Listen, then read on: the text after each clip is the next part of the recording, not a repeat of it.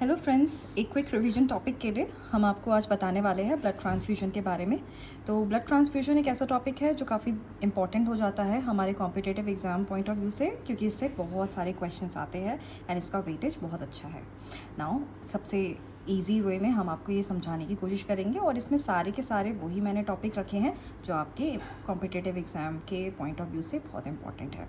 So first start with the definition कि blood transfusion, what is blood transfusion? It is the process of transferring blood or its component जैसे हमारे WBC और platelets and RBC, ये सारे components when we transfer it from donor to a recipient through a IV route to restore blood volume or correct any deficiencies.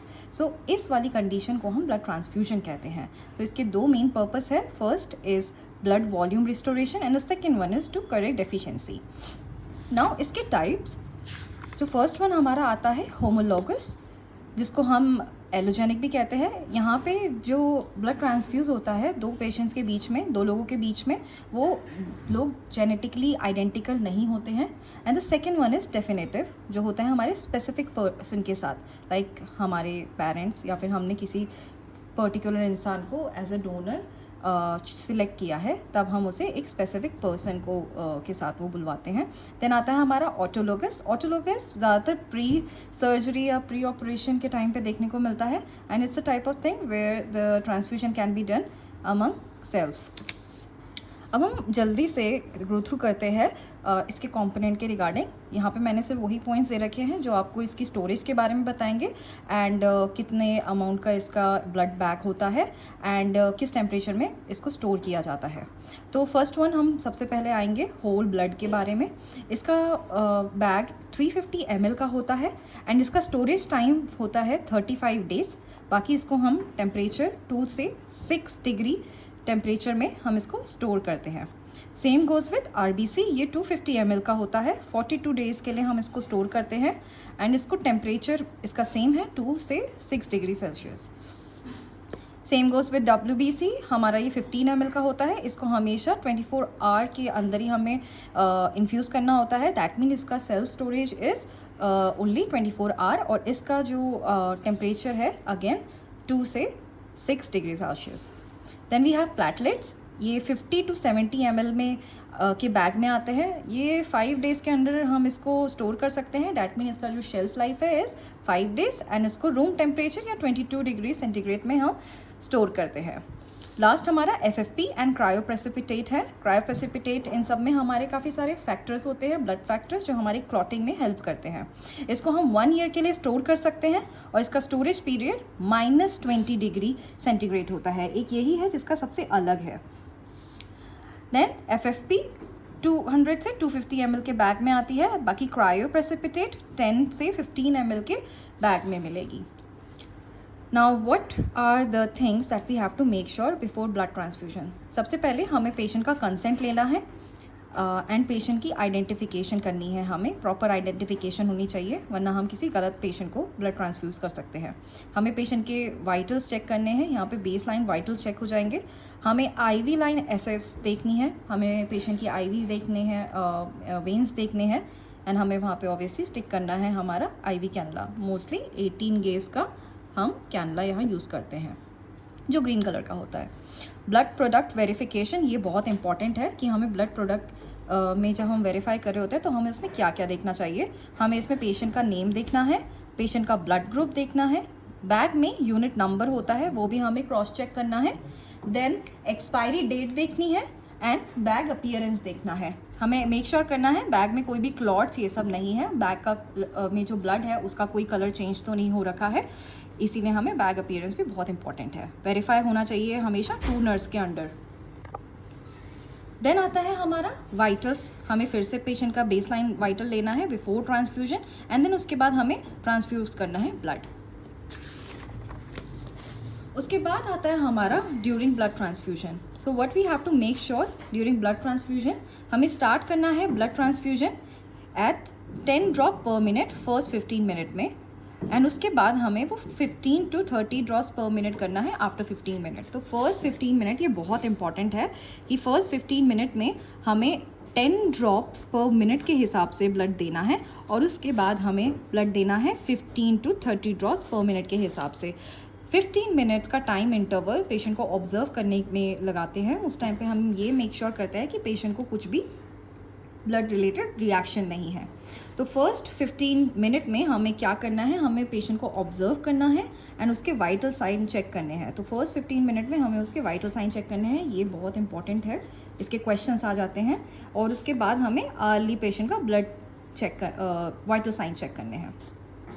हमेशा हमें 30 minute के अंदर ही blood transfuse करना है after receiving the blood from the blood bank. इस point of time पे blood का temperature, blood bank का टेम्परेचर भी रूम टेम्परेचर में आ जाएगा, इसीलिए 30 मिनट हम गोल्डन टाइम कहते हैं पेशेंट को ब्लड ट्रांसफ्यूज़ करने के लिए।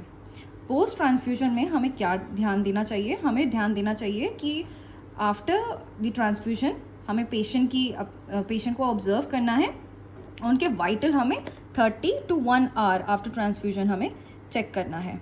हमें पेशेंट का HB रीडिंग देखनी है। HB रीडिंग 4 to 6 आवर में हम एक्सपेक्ट करेंगे कि वो बढ़ गई है। तो इसमें हमें क्या देखने को मिलेगा, उनका हीमोग्लोबिन 1 ग्राम से बढ़ जाएगा और हेमाटोक्रिट 3% से बढ़ जाएगा। तो ये था हमारा एक, मैंने गो थ्रू करा है आपको इम्पॉर्टेंट पॉइंट्स जो आपके एग्ज़ाम के रिगार्डिंग होंगे।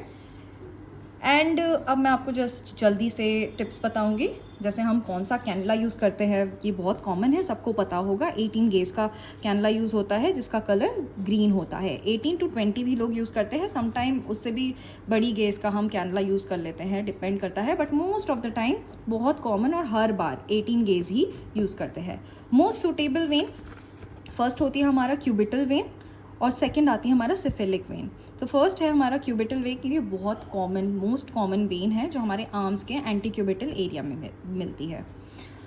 कभी भी हमें ब्लड ट्रांसफ्यूज़ कोल्ड टेम्परेचर में नहीं करना है because it can cause dysrhythmias. Blood transfusion कभी हमें फास्ट नहीं करना है because it can cause cardiac overload. Prolong blood transfusion हम तब कहते हैं जब वो 4 आवर से ज़्यादा होती है और ये कर सकता है इन्फेक्शन कॉज। नाउ एक टर्मिनोलॉजी आती है जिसको कहते हैं massive blood transfusion. Massive blood transfusion तब होता है जिस टाइम हमारा ब्लड 10 यूनिट्स पर 24 आवर में जा रहा है। वन डे में 10 यूनिट्स ऑफ ब्लड अगर ट्रांसफ्यूज हो रहा है तब हम उसे मैसिव ब्लड ट्रांसफ्यूजन कहते हैं। इसका कॉज, इसकी वजह से आयरन ओवरलोड हो सकता है और इसके लिए हम देते हैं चिलेशन थेरेपी। और चिलेशन थेरेपी के लिए जो ड्रग ऑफ चॉइस है वो है डेफेरोक्सिमीन। यही हमारी एंटीडोट है आयरन के लिए। जब आयरन ओवरलोड हो जाता है तब हम डेफेरोक्सिमीन देते हैं। एज एन आयरन का भी एंटीडोट हमारा डेफेरोक्सिमीन ही है। Now what are the side effect of the blood transfusion? So first one हमारा हाइपोकैल्सीमिया है। नाउ हाइपोकैल्सीमिया कैसे है? बिकॉज ब्लड में हमारा सीट्रेट होता है, यही सीट्रेट बाइंड करता है कैल्शियम के साथ एंड जब ये बाइंड करता है कैल्शियम के साथ ये यूरिन के साथ लॉस आउट हो जाता है। Then we are most likely to see hypocalcaemia. Then we have hyperkalaemia. Now hyperkalaemia तब होता है जब हम ओल्ड ब्लड ट्रांसफ्यूज़ कर रहे हैं एंड अगर ओल्ड ब्लड ट्रांसफ्यूज़ हो रहा है तो हमें यहाँ पे दिखता है हीमोलिसिस। नाउ हीमोलिसिस की वजह से हमारा सेल ब्रेक डाउन होता है एंड सेल के अंदर काफ़ी सारा पोटेशियम होता है। देन अगेन अगर बहुत सारा पोटेशियम ब्लड में आ जाएगा then it can cause hyperkalaemia. Then again fluid overload, जैसे यही वाली चीज़ हमने बताई थी, अगर मैसिव ब्लड ट्रांसफ्यूजन कर रहे हैं तो हमें फ्लूइड ओवरलोड देखने को मिल सकता है। अब जल्दी से हम आपको बताएंगे अपने नेक्स्ट कंटेंट के बारे में जो है हमारा ट्रांसफ्यूजन रिएक्शन। ये बहुत इंपॉर्टेंट है बिकॉज ऑब्वियसली आपके ये मेडिकल एक्सपीरियंस के हिसाब से भी बहुत इंपॉर्टेंट है कि अगर आपको ये सारी चीज़ें अगर देखने को मिली तो उस टाइम पे आपको क्या करना चाहिए and as an exam point of view से ये तो इम्पॉर्टेंट है ही है। तो ट्रांसफ्यूजन रिएक्शन में आपको ये सारे साइंस देखने को मिलेंगे। आपको फीवर एंड चिल्स देखने को मिल सकता है पेशेंट में, फ्लैंक या फिर बैक पेन देखने को मिल सकेगा, शॉर्टनेस ऑफ ब्रेथ, टैकीकार्डिया, इसके साथ साथ चेस्ट टाइटनेस भी देखने को मिल सकती है, अर्टिकेरिया या rashes, nausea, vomiting and hypotension. ये सारे ट्रांसफ्यूजन रिएक्शन है। अगर आपको जब भी ये पेशेंट में देखने को मिले आफ्टर ब्लड ट्रांसफ्यूजन और ड्यूरिंग ट्रांसफ्यूजन, उस टाइम पे हमें स्टॉप करना है ब्लड ट्रांसफ्यूजन इमीडिएटली और हमें पेशेंट को देना है 0.9% ऑफ NS। ये मैं आपको सिस्टमैटिक वे में भी बता रही हूँ क्योंकि ये कभी कभी क्वेश्चंस आते हैं। आपको सिस्टमैटिक वे में, और आपको उसमें पॉइंट्स लगाने होते हैं कि फर्स्ट सेकंड थर्ड कौन सी सीरीज़ करेक्ट है। तो सबसे पहले आपको ब्लड स्टॉप करना है एंड 0.9% ऑफ NS हमें पेशेंट को इन्फ्यूज़ करना है। ये 2 काम करता है, एक तो ये पेटेंसी में हेल्प करता है एंड ऑब्वियसली देन परफ्यूज़ करने में हेल्प करता है सेकेंड वन। देन चेक करना है वाइटल साइन एवरी 5 मिनट, हर 5 मिनट में हमें पेशेंट का वाइटल साइन चेक करना है एंड इन्फॉर्म करना है हमें हेल्थ केयर प्रोवाइडर को एंड इन्फॉर्म करना है हमें ब्लड बैंक को। ब्लड बैंक का काम ये है कि वो सेंड करेगा कल्चर जिसकी वजह से ये ट्रांसफ्यूजन रिएक्शन देखने को मिला। इसके बाद मैं एक्सपेक्ट करती हूँ कि आप मुझे कमेंट्स में बताएंगे कि आपको ये टॉपिक कैसा लगा एंड आप मुझसे क्या एक्सपेक्ट करते हो नेक्स्ट वाले वीडियोस में। सो तब तक के लिए थैंक यू, फॉलो कीजिए हमारे चैनल को एंड या थैंक यू सो मच।